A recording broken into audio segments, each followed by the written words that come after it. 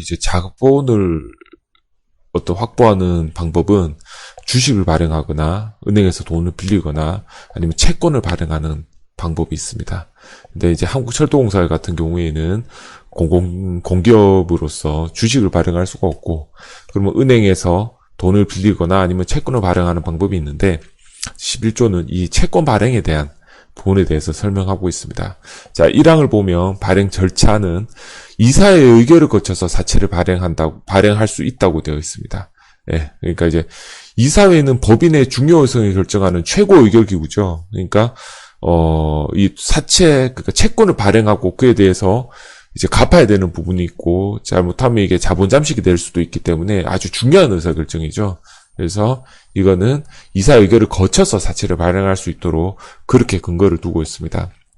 2항, 자본금과 적립금을 합해서 사채 발행액이 5배를, 사채 발행액은 자본금이나 적립금의 5배를 초과할 수 없다고 그렇게 되어 있습니다. 이게 이제 05년 맨 처음에 철도공사가 생길 때는 이제 총 4배였었고, 09년도에 이제 2배로 줄었다가 13년도에 용산개발 사업 할 때 좀 어려움이 있으면서 자본 확보를 위해서 5배로 법률에 좀 더 늘려주도록 그렇게 바뀌었습니다. 그래서 요 5배라는 거, 요거 뭐 4배, 요렇게 이제 시험 문제에 나올 수 있겠죠. 그러니까 5배라는 거 기억해 주시기 바랍니다. 3항, 국가는 공사 발행 사채의 원리금 상환을 보증할 수 있다고 되어 있습니다. 예, 보증할 수 있습니다. 보증할 수 있어. 예, 보증하여야만 한다고 되어 있는 게 아니라 보증할 수 있다고 명시가 되어 있습니다. 그러니까 이제 이게 공기업이니까 한국철도공사는 22조 원을 전액 정부에서 출자한 공기업이죠. 그러니까 만약 이에 대한 사채에 대한 원리금 상환에서 먼저 문제가 생길 수도 있기 때문에 그거는 국가에서 보증할 수 있다고 그렇게 명시를 하고 있습니다. 4항 소멸시효. 원금의 소멸시효는 5년, 이자는 2년 각각 나뉘어져 있습니다. 요거는 이제 원금과 이자가 분리될 수 있기 때문에 이렇게 돼 있는 건데 나중에 다시 한번 말씀을 드리도록 하겠습니다. 5항 사채 발행 운영 계획을 보면 공사는 공공의 운영에 관한 법률에 따라서 예산이 확정되면 2개월 이내에 해당 연도 발행 사채의 목적, 규모, 용도 등이 포함된 사채 발행 운영 계획을 수립하고 이사회 의결을 거쳐서 국토부 장관에게 승인을 받아야 됩니다. 이게 돈 관련된 거면 기재부 장관에게 승인받아야 되는 거 아니냐라고 생각할 수도 있는데, 이게 사채가 이게 보면은 한국철도공사 공사채권 이게 알리오 사이트에서 제가 확인을 했는데요. 보면 21년도에도 엄청 많습니다. 그러니까 만약 공기업이 공공기관 한두 군데가 아닌데 이걸 전부 다 기재부 장관에게 승인받으려고 하면은 너무 힘들겠죠. 그래서 어떤 자본의 변화가 있는 건 아니기 때문에 돈을 빌리고 하는 부분에 있어서는 국토부 장관에게 승인을 받도록 그렇게 되어 있습니다. 만약에 시험 문제에 기재부 장관의 승인을 받아야 한다 라고 되어 있다면 이제 틀리겠죠. 틀린 답이겠죠. 그래서 국토부 장관에게 승인을 받아야 된다 라고 되어 있기 때문에 그걸 기억해 주시기 바랍니다. 그리고 요 운영 계획을 만약 변경하는 경우에도 국토부 장관의 승인을 받아야 됩니다.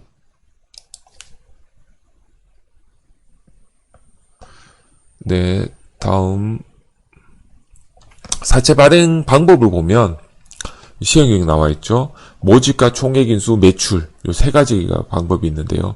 간단히 설명드리면 모집은 예를 들어서 이번에 500억 정도의 채권을 발행하려고 한다라고 하면 모집은 이 500억 발행한다라는 것만 공시를 하는 겁니다. 그러면 이거 응모하는 사람들이 이거 500억 중에 채권이 하나에 이제 10만 원이라고 하면 이자를 나는 5% 정도 받고 싶다, 또는 2% 받고 싶다, 10% 받고 싶다, 이렇게 그 조건을 응모하는 사람들이 결정할 수 있도록 되어 있는 게 모집이고, 총액 인수는 이거를 한 기관에서 이 총액 나의 조건과 이 금액을 다 그쪽에서 하겠다는 거예요. 그걸 만족해 주겠다는 거예요. 그리고 그 사람이 그 기관이 보통 다시 또 다른 사채 발행을 하는 거겠죠. 요걸 이 중개 같은 거 한다라고 보시면 될 것 같습니다. 그래서 이 총액에 대해서는 어쨌거나 이 조건과 총액에 대해서는 책임지고 한국철도공사에 이 조건으로 하겠다라고 확정을 해놓는 거, 그게 총액인수입니다. 다음 매출의 방법이 있는데, 매출의 방법은 이거는 아까 모집은 500억을 발행한다라고 하면 조건은 응모하는 사람이 결정한다고 했죠. 매출의 방법은 조건을 정해놓는 거예요. 예를 들어서 뭐 한 5% 정도의 이자가 붙는다라고 정해놓으면 금액은 얼마가 될지 몰라요. 응모하는 사람들이 많이 신청해서 500억을 원했는데 여기는 1000억이 될 수도 있고 아니면 100억밖에 안 될 수도 있고 요렇게 된다는 거. 요렇게 구분된다고 저는 이해를 했습니다. 그렇게 이해하고 이유를 살펴보니까 다 말이 맞아 떨어지던데 뭐 그렇게 저는 이해했다는 거 말씀드립니다. 다음으로 사채 발행 총액. 실제 응모 총액이 사채 청약서에 기재된 사채 발행 총액에 미달하는 때에도 사채를 발행한다는 뜻을 사채 청약서에 표시할 수 있다. 이 경우 응모 총액을 사채 발행 총액으로 한다. 라고 되어 있습니다. 요거는 제가 금방 말씀드렸던 어떤 그 매출의 방법과 비슷하죠. 응모 총액을 사채 발행 총액으로 한다고 되니까요. 네, 다음 시행령 10조 사채 응모입니다. 사채 모집에 응하는 자는 사채 청약서 2통에 사채의 수, 그리고 인수가액, 그리고 청약자의 주소 기재하고 이제 기명날인. 이제 기명날인이라고 하면 이제 기관의 명을 말하는 거죠. 거기에 날인해서 신청한다는 거죠. 다만 사채 최저가액이 정하여서 발행하는 경우에는 그 응모가액을 기재해야 한다고 되어 있습니다. 다음 사채 청약서 작성. 사채 청약서는 사장이 작성하고 다음 각호를 기재해야 한다. 그러니까 청약서는 발행하는 기관에서 작성하는 거죠. 그러면 응모하는 사람은 거기에 대해서 응모하는 겁니다. 사채 청약서에는 일단 공사의 명칭, 다음으로 사채의 발행 총액, 종류별 액면 금액, 사채 발행가액 또는 최저가액, 다음 이미 발행한 사채 중 상환되지 아니한 사채가 있는 경우 그 총액, 사채의 이율, 요렇게 되어 있는데 여기 보면 발행가액과 액면가액이 있는데 액면가액은 그 사채의 그 채권에 명시되어 있는 액면가액, 예를 들어서 10만 원이 되어 있다. 그럼 발행가액은 9만 원이다.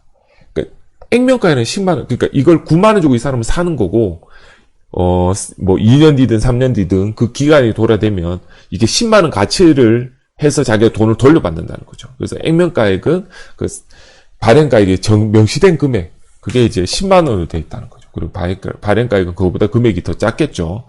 뭐 이율에 따라 다를 테니까. 다음 사채 이율 요렇게 되어 있고, 다음 방법 및 시기.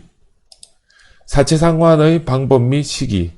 그리고 이자 지급의 방법 및 시기를 사채청에서 작성하도록 되어 있고요. 또 사채 모집 위탁받은 회사가 있을 경우에는 그 상호 및 주소를 그렇게 기재하도록 되어 있습니다. 다음 12조, 시행령 12조 총액인수 방법. 아까 말씀드렸다시피 총액인수는 이 사채청약의 그 조건을 한 기관이 다 맞춰서 가져가는 거예요. 그대로 이렇게 해줄게. 그리고는 그걸 다시 재판매하는 거죠. 총액인수 방법의 경우 10조의 사채 응모 방법을 미적용한다. 예, 이건 필요 없죠. 이거는 어차피 총액인수하는 기관에서 다시 할 테니까요. 사채 모집 위탁한 회사가 사채 일부를 인수한 경우도 같다. 매출의 방법. 자, 매출의 기간과 10조 제2항 1호 그리고 3호 내지 7호의 사항을 미리 공고해야 된다. 이거 말씀드렸다시피 이제 매출의 방법은 조건만 정해지고 이 총액이 정해지지 않은 거죠. 얼마가 들어올지 모르는 거죠. 그래서 예를 들어서 이호 발행 아까 보면은 여기 2호는 빠졌죠. 2호가 뭐였죠? 사채 발행 총액. 총액은 들어갈 수가 없죠. 조건만 돼 있으니까. 그리고 3호 내지 3호부터 7호까지 하고 8호, 9호가 빠졌네요. 8호가 미상환 사채 총액. 그러니까 총액은 다 빠진다고 생각하면 돼요. 2호의 발행 총액도 빠지고 미상환 사채 총액도 빠지고 총액은 다 빠진다. 그렇게 이해하시고 9호도 빠졌죠. 9호는 사채 모집 위탁받은 회사거든요. 이거는 이제 위탁해서 하는 게 아니니까 이렇게 이제 요 발행 총액, 미상환 총액, 그리고 사채 모집 위탁회사에 대한 부분이 제외된다는 거, 그렇게 이해를 하시면 될 것 같습니다. 다음 14조, 시행령 14조, 사채 인수가액 납입.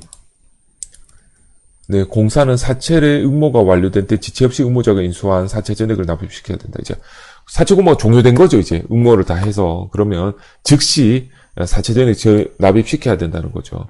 그리고 이 항을 보면 사채 모집 위탁받은 회사는 자기 명의로 공사를 위해서 1항 및 제 10조 2항의 행위를 할 수 있다. 예. 이거를 이제 그 총액 인수 방법일 수도 있고 아니면 그게 아니더라도 어떤 이거를 위탁하는 회사가 있을 수 있죠. 그러면 그 위탁하는 회사는 여기 나와 있는 1항과 2항에 대한 부분을 자기 회사 명의로 예, 할 수 있다는 걸 얘기하고 있습니다. 네, 시행령 15조 채권의 발행 및 기재 사항입니다. 이제 채권은 이제 응모가 다 돼서 자체가 이제 전액 납입이 되면 채권을 발행한다고 했어요. 만약 납입이 되지 않으면 채권을 발행하지 못한다고 내용을 여기 담고 있고요. 다음 2항에서는 채권에는 다음 각호사항을 기재하고 사장이 기명 날인하여야 된다. 이제 기명이라고 하면 기간 명의를 말하는 거죠. 기간 명의를 출력해서 거기에 날인, 직인을 날인한다는 걸 말합니다. 다만 매출의 방법을 발행할 경우는 10조 2항 2호 사채 발행 총액의 사항은 기재하지 않는다. 말씀드렸죠. 매출에 의한 방법이라는 거는 조건만 쓰기 때문에 그 사채 총액이 얼마가 들어올지 모른다고 말씀드렸습니다.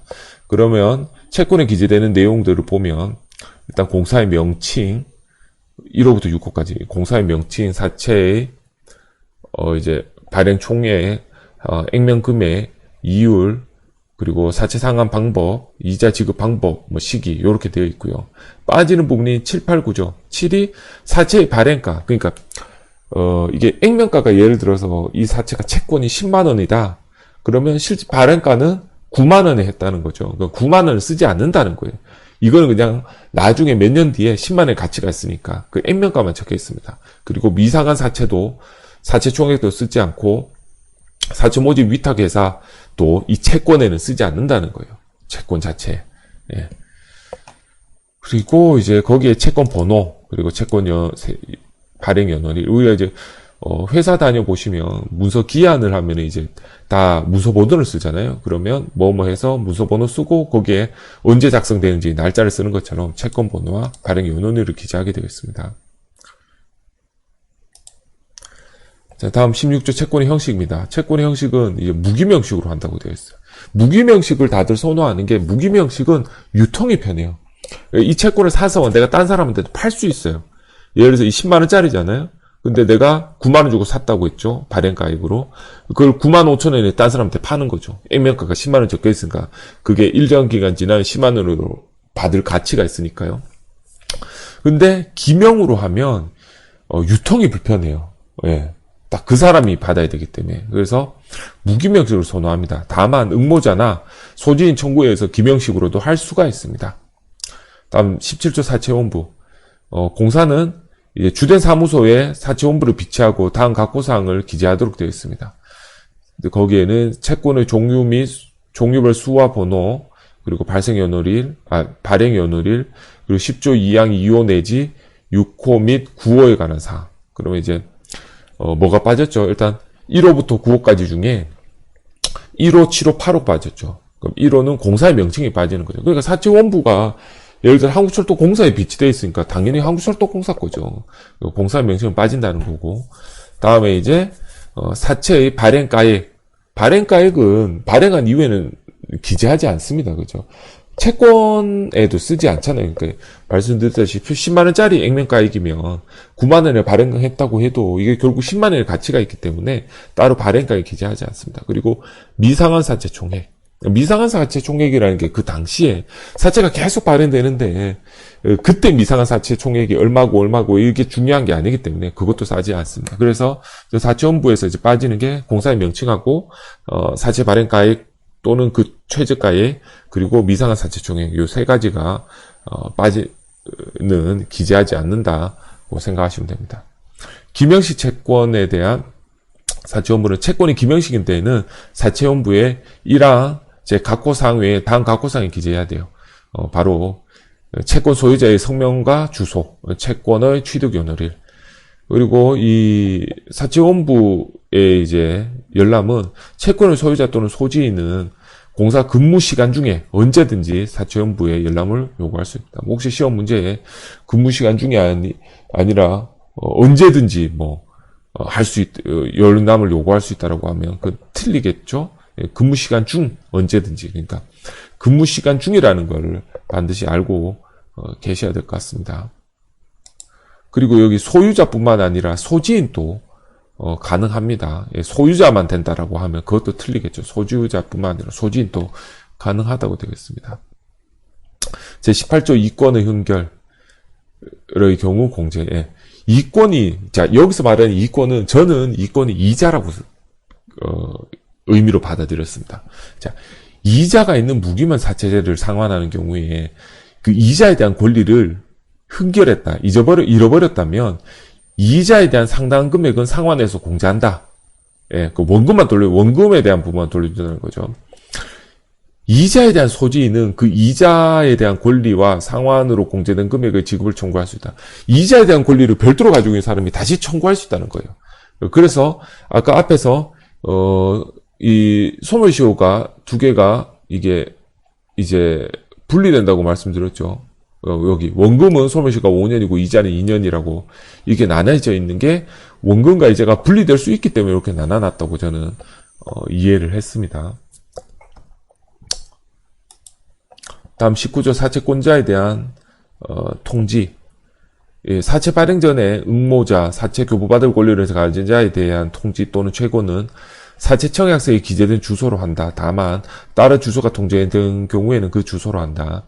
김영식 채권의 소유자에 대한 통지 또는 최고는 사채 원부에 기재된 주소 또는 따로 주소 통제한 경우에는 그 주소로 하고, 무규명 채권의 소유자에 대해서, 소지자에 대해서는 사실 이게 누군지 알 수 없기 때문에 처음에 줬다고 해도 그 사람이 누구한테든지 팔 수 있으니까요. 그 통지 및 최고는 공고의 방법에 의하도록 한다. 다만 소재를 알 수 있는 경우에는 이에 의하지 아니할 수 있다. 라고 그렇게 되어 있습니다.